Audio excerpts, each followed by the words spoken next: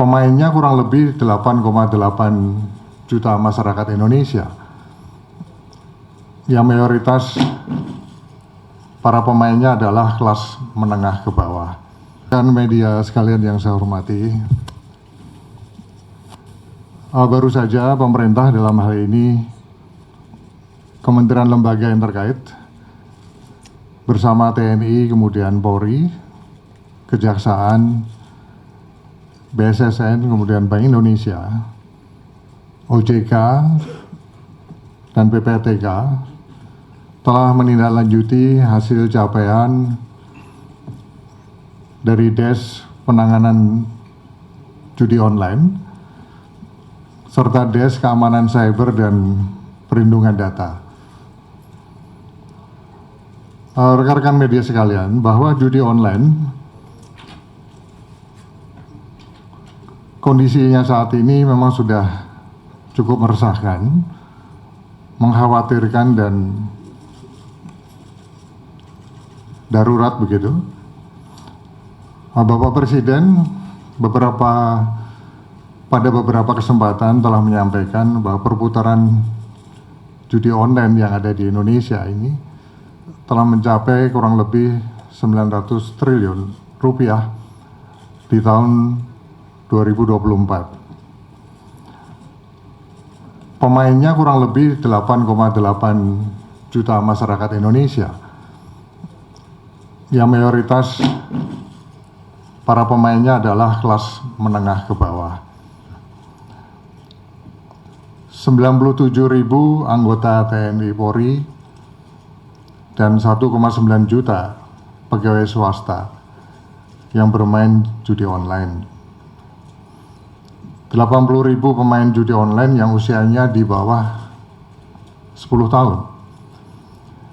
Dan angka ini diprediksi akan terus bertambah jika kita tidak melakukan upaya-upaya yang masif di dalam memberantas judi online ini.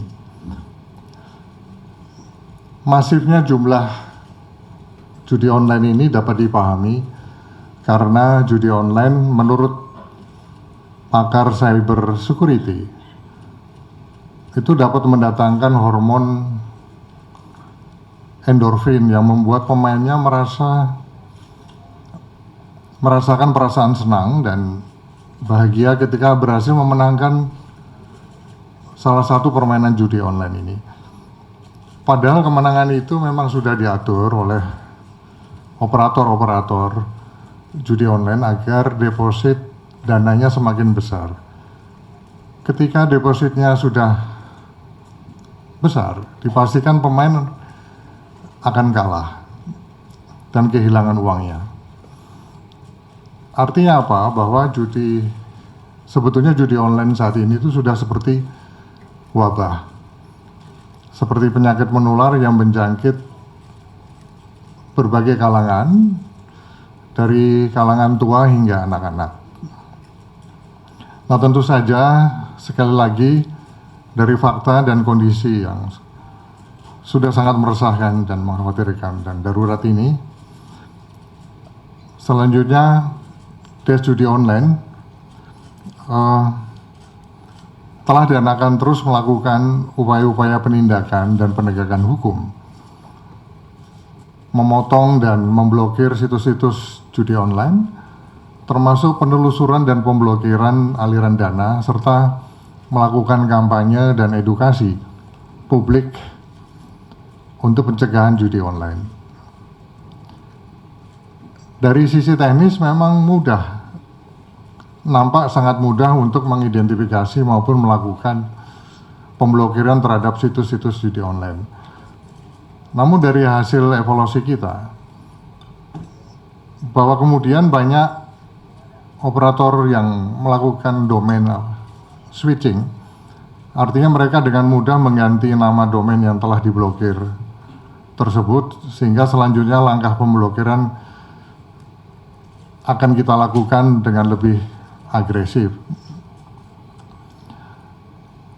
Dari hasil rapat DES pada hari ini, ada 3 hal prioritas yang akan ditindaklanjuti segera di dalam upaya pemberantasan judi online. Yang pertama adalah Des Gabungan akan bekerja sama dengan platform-platform teknologi dan penyelenggara jasa internet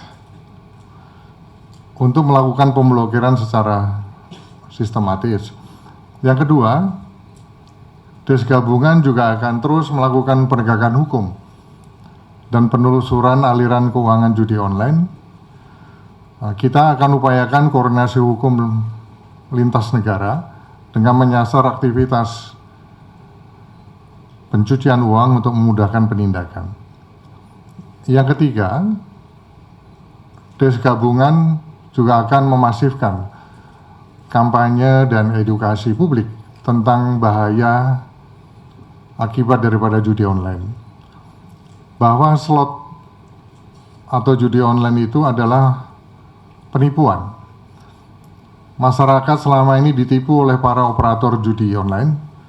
Masyarakat diberi harapan bisa menang dalam permainan judi online, padahal program judi online itu sudah disetting agar masyarakat pasti kalah. Ujung-ujungnya pasti kalah dan tidak bisa menarik uangnya. 3 hal inilah yang tadi kita putuskan dan akan segera ditindaklanjuti oleh seluruh kementerian lembaga, TNI, Polri, Kejaksaan, BSSN, Bank Indonesia, OJK, dan PPTK yang secara keseluruhan hadir pada kesempatan rilis pada siang hari ini. Sedangkan untuk Des Keamanan Cyber dan Perlindungan Data, ada 2 fokus yang saat ini sedang dikerjakan oleh Kementerian Komunikasi dan Digital dan BSSN. Yang pertama adalah melakukan perkuatan keamanan website milik pemerintah, termasuk Pemda dan lembaga pendidikan. Yang kedua, melakukan akselerasi penuntasan pemulihan atau recovery terhadap Pusat Data Nasional Sementara atau PDNS, baik dari sisi infrastruktur maupun pemulihan data, untuk mendukung pelayanan publik yang berbasis digital sebagaimana arahan Bapak Presiden. Saya kira itulah beberapa hal yang dapat saya sampaikan. Selanjutnya saya persilakan dari Ibu Menteri Komdigi untuk menambahkan, juga nanti dari Dikti, Kemenak, kemudian dari Polri, dari Kejaksaan, termasuk dari OJK untuk menambahkan. Saya persilakan.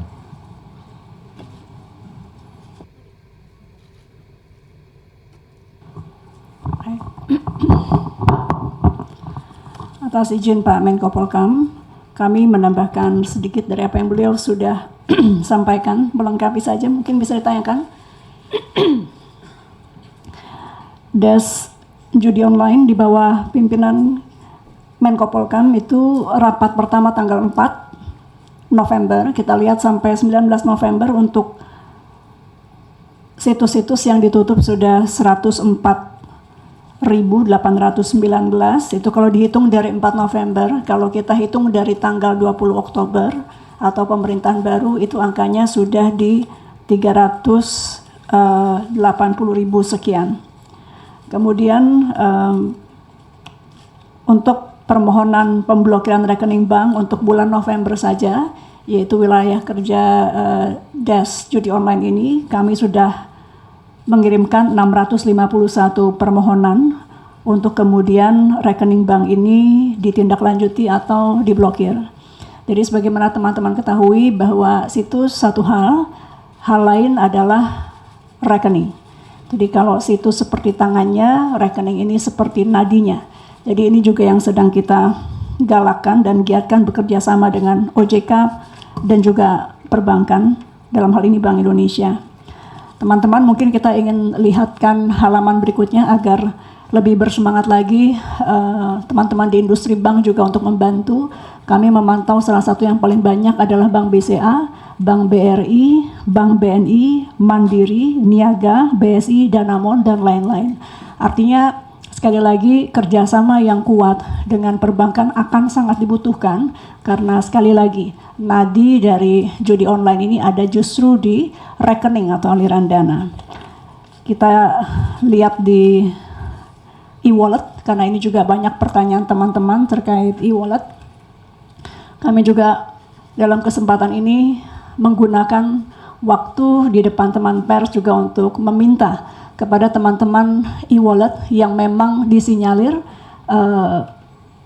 platformnya dipakai, banyak dipakai untuk giat judi online. Teman-teman di Dana, GoPay, OVO, link aja. Ini kami sudah komunikasi juga untuk kemudian terus menurunkan di e-wallet mereka masing-masing.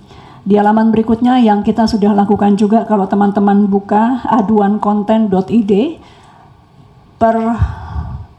saya lupa minggu lalu kurang lebih, kita sudah melaporkan setiap hari jumlah situs yang di take down. Jadi kalau sebelumnya tidak setiap hari, sekarang teman-teman kalau yang di IG saya bertanya sudah berapa, sebetulnya bisa langsung dilihat di aduankonten.id.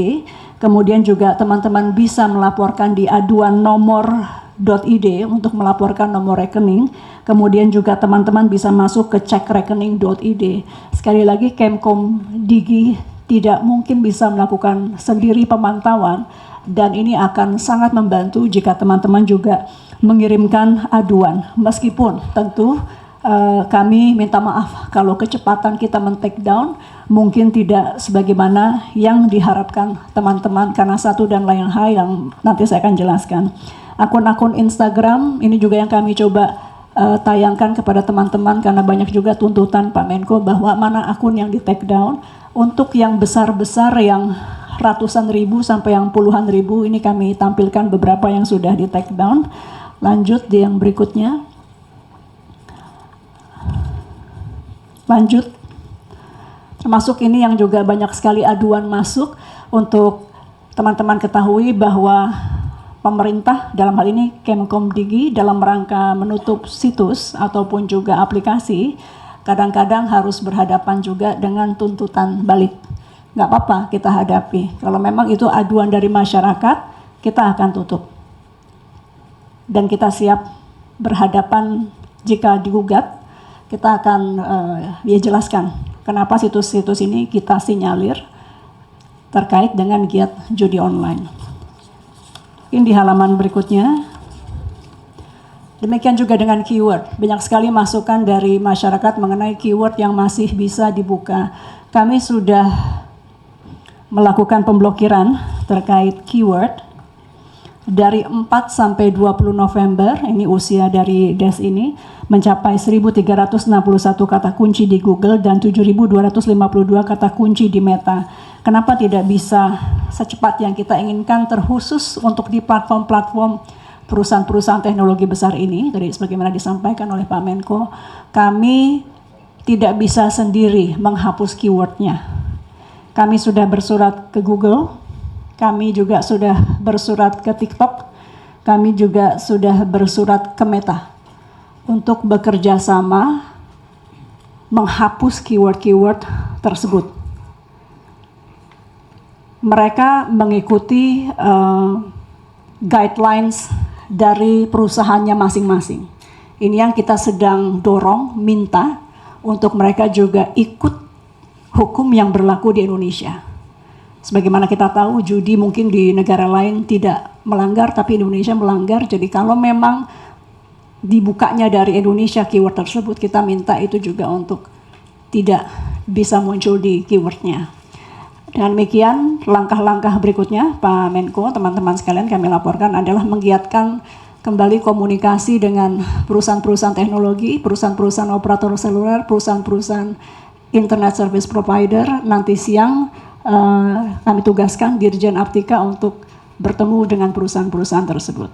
Dari kami singkatnya itu, terima kasih. Wassalamualaikum warahmatullahi wabarakatuh.